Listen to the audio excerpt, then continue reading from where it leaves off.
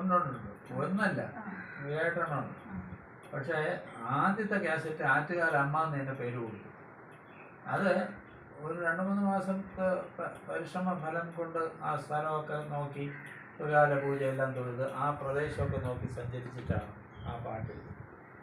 അത് ആ പാട്ടിൽ ആ ആറ്റുകാൽ ഒരു പാട്ടിൽ അതിൽ അവസാനം വരുന്നതാണ് തെയ്തേ പൊങ്കാല എന്ന് പറയും. മിനി എന്ന് പറയുന്ന കുട്ടിയെ പറയുന്നത്. അത് മിനി ആൻ്റണി എന്നാണ് ആ കുട്ടിയുടെ പേരായി. ഒരു സ്കർട്ട് ഇട്ടുകൊണ്ടുവന്ന ഒരു കൊച്ചു കുട്ടിയാണ്. അപ്പം ഞങ്ങൾ ഈ പെരുമാറിന് ചോദിച്ച ഈ കുട്ടി പാടുന്നു. ഓഹോ, എറണാകുളത്ത് ഈ കാസറ്റ് കൊണ്ടാണ് അവള് ഇയാളെ ഇളയരാജ കാണുന്നത്. ഈ പാട്ട് കേട്ടിട്ടാണ് അയാൾ മിൻ കൂടെ ചേർത്ത് മിനി എന്ന് കേട്ടത്. അതിലാണ് ചിന്ന ആശയൊക്കെ പാടിയത്. അപ്പോൾ ആ കാലത്ത് ഏറ്റവും സൂപ്പറായിട്ട് പോയി ആദ്യത്തെ കാസറ്റ് 1-2 പാട്ടുകളെ പലരും ചെയ്തിട്ടുണ്ട്. ഫുൾ കാസറ്റ് ചെയ്ത് ഞാനാണ്.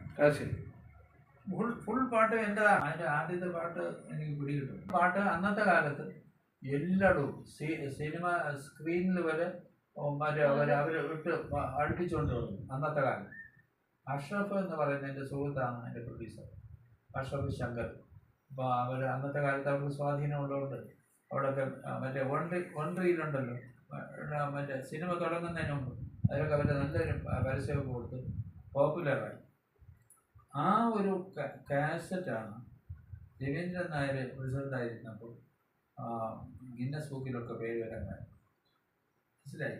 ഏത് ആറ്റുകാലമ്മ ഗിന്നസ് ബുക്കിൽ വരാൻ കാരണം നമ്മുടെ ആദ്യത്തെ പാട്ട് എല്ലാവരും ഒന്നും പാതി എഴുതിയിട്ടില്ല. ഇത് ഫുൾ കാസറ്റ് അങ്ങനെ വന്നു.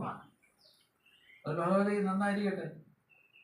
ഭഗവതി നമ്മളെയും രക്ഷിക്കുന്നുണ്ട്, ഇല്ലെന്ന് പറയാൻ പറ്റില്ല. ദൈവത്തിൻ്റെ രക്ഷ എങ്ങനെ വരും ആർക്കും അറിയാമല്ലോ. മനസ്സിലായി?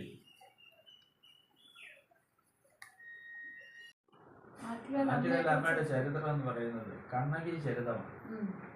ഇളങ്കോവടികൾ എന്ന് പറയുന്ന തമിഴ് കവി എഴുതിയിട്ടുള്ള ചിലപ്പതി കാലത്തിനെ ബേസ് ചെയ്താണ് ഇത് ആറ്റുകാൽ അമ്മ രൂപം കൂടുന്നത്. അങ്ങനെ എന്താണ് കാരണം എന്ന് വെച്ചാൽ മധുരയിൽ നിന്നും ചിലമ്പ് കോവലനും കണ്ണകിയും കൂടെ ചിലമ്പ് വയ്ക്കാൻ പോണ കഥകളൊക്കെ ഉണ്ട്. അങ്ങനെ അവർ അവിടെ നിന്ന് ഇങ്ങോട്ട് വന്ന് കോവലനെ കൊല്ലുന്നു. അതിന് ആര്? രാജാവ്, മധുര രാജാവ്. അങ്ങനെ ആയിപ്പോയല്ലോ, മോഷണമൊക്കെ. അപ്പോൾ അങ്ങനെ വന്നപ്പോൾ ദേവി കോപിഷ്ഠയായി. അങ്ങനെ അവർ നേരെ ഇവിടെ വരുന്നു, തെക്കോട്ട് വരുന്നു. വന്ന് ആറ്റുകാൽ അങ്ങനെ വന്ന് കരമനയാറ്റി വന്നപ്പോൾ കരമനയാറ്റിൻ്റെ ഭാഗത്ത് നിന്ന് അവരെ ശൂലം കൊണ്ട് ഒന്ന് കീറി മാറ്റി അവിടെ വെള്ളമില്ലെന്ന് അവർക്കറിയാം. ഇങ്ങനെ കീറി മാറ്റിക്കൊണ്ടാണ് കിള്ളി മാറ്റിയത് കൊണ്ടാണ് കിള്ളി ആറായി മാറിയത്. മനസ്സിലായി? അത് നേരെ അവിടെ വരും, വെള്ളം അവിടെ വരും, ആറ്റുകാലിൽ വരും. അവിടെ വെള്ളത്തിനുള്ള സാന്നിധ്യം അവിടെ കിട്ടി. അപ്പോൾ അവിടെ വരുന്നു കിള്ളിയാർ. അങ്ങനെ ഈ ദേവി അവിടെ വന്ന് ക്യാമ്പ് ചെയ്യും. അപ്പോൾ മുന്നോട്ട് കാരണവരുടെ ദൃഷ്ടിയിലാണ് പെട്ടത്. അന്ന് പ്രായം വന്നിട്ട് 10 വയസ്സിനടുത്ത് പ്രായം കാണിച്ചു കൊടുത്തത്. അപ്പോൾ മൂലോട്ട് കാരണം കുളിച്ചുകൊണ്ടിരുന്നപ്പോഴാണ് കരയിൽ ഈ പുള്ളിയാറ്റ് കുളിച്ചുകൊണ്ടിരുന്നപ്പോൾ കരയിൽ ആ ദേവിയെ കാണുന്നു, കൊച്ചു കുട്ടിയായി. അപ്പോൾ ഗൗരി എന്ന് പേര് വരാൻ കാരണം മംഗളമംഗല്യ ശിവേ സർവാർത്ഥസാധികെ ശരണ്യ ത്രയംബകെ ഗൗരി. 12 വയസ്സ് കഴിഞ്ഞ ദേവിമാരെയാണ് ദേവി എന്ന് പറയുന്നത്. ഗൗരി 12 വയസ്സിന് താഴെ ഉള്ള കുട്ടിയാണ്. അപ്പോൾ ഈ കുട്ടിക്ക് ഗൗരി എന്നുള്ള പേരിൽ അറിയപ്പെടും. അപ്പോൾ അദ്ദേഹം കണ്ടു, അദ്ദേഹം വിളിച്ച് വീട്ടിൽ കൊണ്ടുപോകും.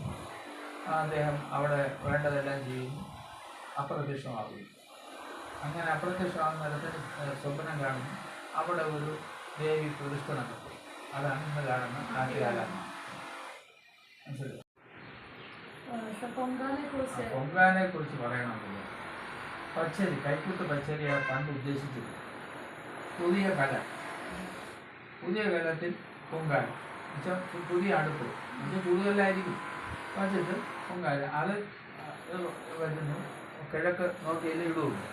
ഓടുമ്പോൾ പൊങ്കാല പൊങ്കാല ഞാൻ തിളപ്പിച്ച് പൊങ്കാല ഇത് വളരെ ശുദ്ധമായിട്ടാണ് പൊങ്കാല എടുക്കുന്നത്. പൊങ്കാല ഇങ്ങനെ ശുദ്ധം വരുമ്പോൾ സൂര്യൻ്റെ കിരണം ഇതിൽ പതിക്കും. ഏതിൻ്റെ പൊങ്കാല തിളച്ച് വരുമ്പോൾ ശരിക്ക് പറഞ്ഞാൽ അതിൻ്റെ സൂര്യൻ്റെ കിരണം പതിക്കുന്ന പൊങ്കാലയ്ക്കകത്ത് സൂര്യസ്ഫുടം എന്ന് പറയുന്ന ഒരു പ്രക്രിയ അതിനകത്ത് നടക്കും.